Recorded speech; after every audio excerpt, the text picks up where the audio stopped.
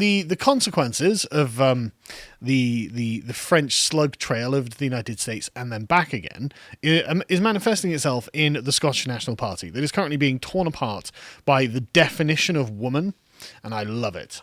I love watching the important this. issue. Yeah, exactly. Kitchen table issues. Mum, am I a woman? Oh, I don't know. Nicola Sturgeon came out and said you are. That's how it works. Well, that's exactly how it works. And that's what the question is. Does Nicola Sturgeon say trans rights? This was back in April 2019.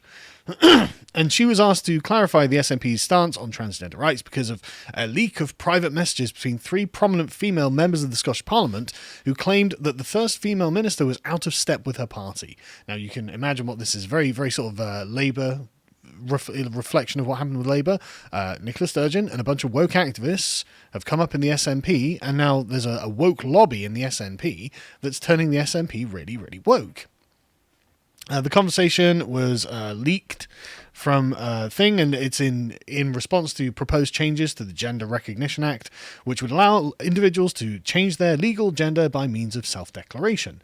I don't think there is such a thing as legal gender. I think we only have sex on official documents. So sex is male and female. That's my understanding. Yeah, so I don't even know what the Scots are doing here. I mean, maybe in Scotland they have a distinction there for some reason. I have no idea. I mean, who wants to know? Rebuild Hadrian's Wall. Yeah. But Sturgeon described these concerns as being misplaced, saying she as an ardent, passionate feminist, and have been all my life, I don't see the greater recognition of transgender rights as a threat to me as a woman or to my feminism. And now you know where Nicola Sturgeon stands on the question. But anyway, Sturgeon came out openly against transphobia a little while afterwards, back on the 28th of January. In fact, no, this was this year, so this was very recently, where she said that transphobia should be treated with zero tolerance in the same way as racism or homophobia. So, issue resolved, really. The TERFs are going to get locked up. They're all going to get locked up. So some senior SNP figures had criticised Sturgeon over this. They are concerned about the potential that allowing people to self-identify their gender would have on women's rights. Whoa. You think there's such a thing as a woman anymore? No, we've abolished that. In areas such as single-sex changing rooms and women-only shortlists. I love the fact that transgenderism has destroyed women-only shortlists. I mean, I didn't like women-only shortlists because identity politics. So it's interesting how they've been like erased. The Liberals here have lost the battle, but we've also won the battle. Yeah, playing the long game. Women-only shortlists are anti-meritocratic and anti-individualist. That's okay, we can get rid of those for you.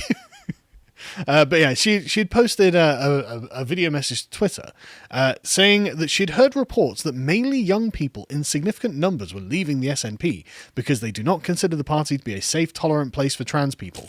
Well, imagine me taking any action on that, right? But where are they going to go? Like, what party is more leftist in Scotland than the SNP? They do have a socialist party. Oh, well, there we go. They can go to the Socialist Party. I do wonder if they're a bit George Galloway. Well, yeah, exactly, right? I mean, it could be a bit more traditionalist. But she pledged to do everything I can do to change that impression and persuade all of you that the SNP is your party. Sorry, I should put on a Scottish accent. And that you should come home where you belong. Right. And so, yeah, we get to the Gender Recognition Act. Basically, as the Guardian have reported, she said trans rights and supports call for reform because an increasingly toxic online environment has caused some younger people to question their commitment to the SNP. So Sturgeon is responding to a Guardian article. God, tell me the number.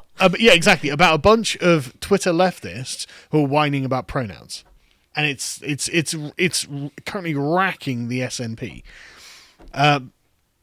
Out for Independence, which is an official LGBT plus wing of the SNP, 4 of whose executive committee had resigned in protest over the past week, said the most important action to follow must be an overhaul of internal disciplinary procedures, which have not been used to protect people where they should have been. Mad. I love it. Yeah. Someone didn't gender you correctly. There needs to be internal disciplinary procedures for this. This will be law. I know. This will be law in Scotland. No, this will be law in England. Eventually. That's only because we have the Conservatives in charge. The Scottish Trans Alliance said, "We hope that Sturgeon's words will be followed up by the meaningful actions she says she is determined they will be." And it called for those actions to include improving the delivery of trans healthcare with priority of reducing waiting times, hate crime protection, and reform of the Gender Recognition Act. There was opposition to this, obviously. Guess who? Dankula? No. I mean, Hamza Yusuf? No. Is he saying it's not he's halal? woke. No, of course not. He's woke. He's an Islamo-leftist. Oh, yeah. So, no, not the resistance came from middle-aged fat lesbians, Based? otherwise known as TERFs, right? And I'm on their side, just so you know. Like, I stand with the lesbians, the man-hating lesbians. I'm with you, girls. Years ago I wasn't, but it turns out that there was something worse behind you. Just bands, fellas. Yes, just bands. But the Women's Pledge Group was launched at the SNP's 2019 conference by various MPs, MSPs and councillors with concerns about gender recognition reform. They condemned the abuse of all party members and added, "Women have serious and valid concerns about their rights to privacy, dignity, safety and fairness." Not anymore, they don't.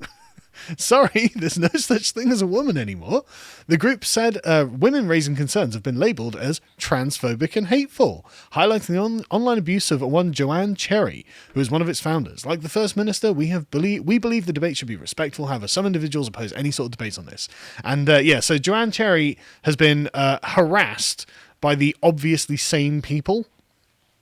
The Obviously Sane People have subjected her to what she calls an 18-month campaign of abuse.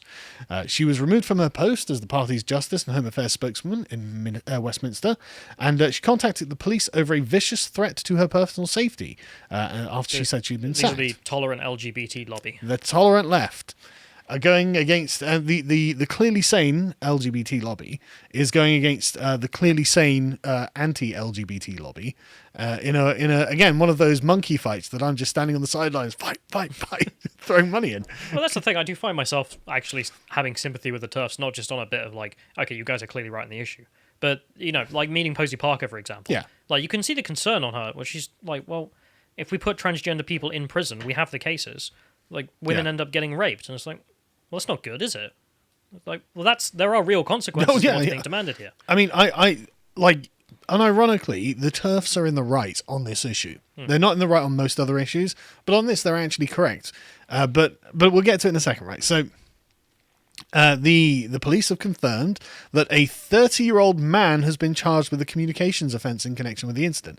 Now, I don't know what man? So the police said it was a man. Yeah, or are the police just being bigots and oppressing a beautiful trans person and harming other trans people and preventing them from coming out as their true selves? The police will just have to arrest themselves, I guess. I guess so. And the BBC for reporting incorrectly. But anyway... they're down in London. They're outside their jurisdiction. Miss Cherry was removed from her role because of what was considered to be unacceptable behaviour, which was the fact that she had written in the New Statesman, get ready for this, "Women are adult human females." Good. Unacceptable behaviour. Got her removed from her job. Writing in a national newspaper, a dictionary definition. And got her death threats. Because she believes that the definition of what a woman is an adult human female. The Posey Parker position. The perfectly sane position of the definition. The Oxford English Dictionary definition, yes. It's not just an appeal to the dictionary, though. Like, the definition, the only one that makes sense. Because otherwise you end up in the position, as we've talked about previously, where you end up saying it's formless, timeless, and the blah, blah, Cthulhu blah, blah, definition or of the UN. Yeah, the standard definition. And she's for the sane. Really what we should call it is the essentialist definition, because these are essential characteristics. Whereas the radical left-wing Islamo-feminist position is that there is no such thing as a woman, really. But yeah, so this has been quite bad. And obviously death threats terrible. None of this should happen, but it is. She says, "For some time, a small but vocal cohort of my SNP colleagues has engaged in performative histrionics, redolent of the Salem witch trials. The question, do you believe or have you ever believed that women are adult human females, is one I must answer in the affirmative, but it is not a response that is popular with some who have the ear of the leadership." They should have a vote on it in Parliament. I know. See how that goes. Yeah, what's a woman? Oh my no, honestly, the Conservatives, this is a goldmine for you guys. Just do it. Just ask, is the definition of a woman an adult human female? See how the votes lie. But just, how is this where our civilization has arrived at? Right, okay, now we're examining the definition of woman. Thanks, France. Thanks, you did this. And I know you can be like, oh, but it's the Americans. No, it's you. It's the Anglo-Saxons. Yeah, No. Yeah, no. You did this.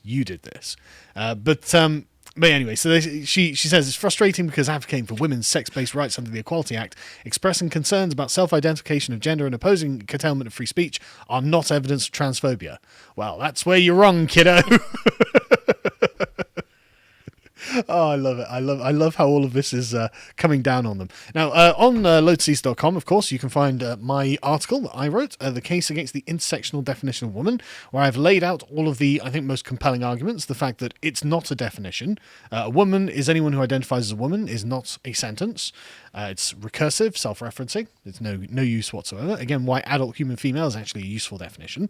There are various other arguments. Basically, it requires us to fall back on the traditional definition by presupposition. It also empties the term of all content and essentially destroys it. There are other concerns, but I'm not gonna go through them all. Read it in your own time. But read it in your own time. It's very good stuff. And I think finally, we should just say that England is not exempt from the problems of France and Scotland, unfortunately. I can see people posting in the chat, give me some chest milk. Yeah. What's that about? Yeah. It's no longer breast milk because that's transphobic. It's chest milk. That's according to the NHS. Midwives have been instructed to say chest feeding instead of breastfeeding to be more trans friendly. You don't think a woman's an adult human female, do you? Look at you primitive peasant. You think that milk comes from breasts and not chests.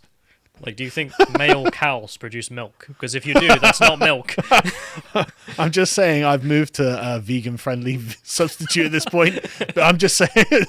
God, could you imagine? Oh, yeah, why isn't that an argument? In the name of trans acceptance, we're going to start milking male cows, mixing it in with the milk of female cows. The bulls really seem to like identifying as males, as females. I don't know what it is. But this was according to Brighton and Sussex University Hospitals NHS Trust, which is exactly what you'd expect. Brighton being the Portland of Britain. Breast milk should be described as, quote, human milk. Brilliant. I love it. When we're talking, we're going to do a podcast at some point about the devaluation of language.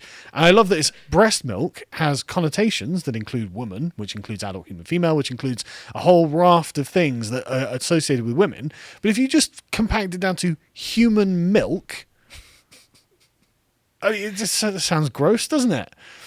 But or milk from the feeding mother or parent. I'm surprised they're okay with the term mother, to be honest.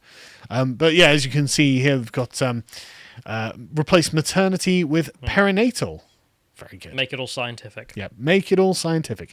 This is why we should apply science to Islam, really. I'm loving how upset I made the chat.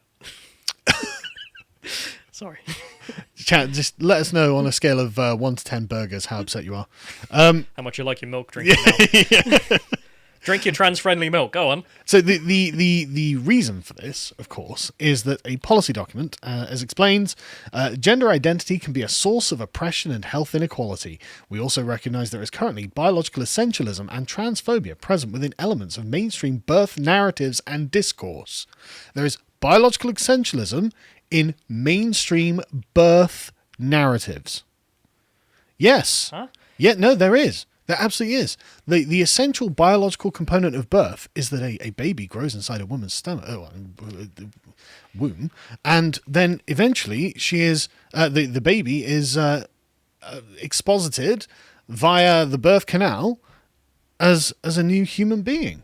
That's very essentially biological. Like, there's very few things that are more more biological than that. It's an incredibly biological process, and they're like, yeah, but there's a lot of biological essentialism and transphobia in mainstream narratives about birth. Yes, there are. Oh, yes, there are. There's a lot of transphobia in birth. That's what I'm saying. Yeah, there is. Yeah, not many men give birth to babies. And that's Mr. Obviously Sane Person. Don't know why I have to have this conversation with you. Again, reality. Yeah. Smacking up against it. Not knowing what to do. NHS. This is the NHS Hospitals Trust that's giving out this advice. And it's like, okay, so at least the Scots are totally lost to this. We're totally lost to this. But the French are going to be a shining bastion of embarrassing Frenchness for all time at the rate we're going. The worst part is they'll French it up as well. Yeah, they are. They're going to French it up. And then they're going to blame the English for it. Yeah, I forgot to say, but it's incredibly French, isn't it? Yeah. Like causing a problem and then being like, they've done this to us. Yeah, exactly.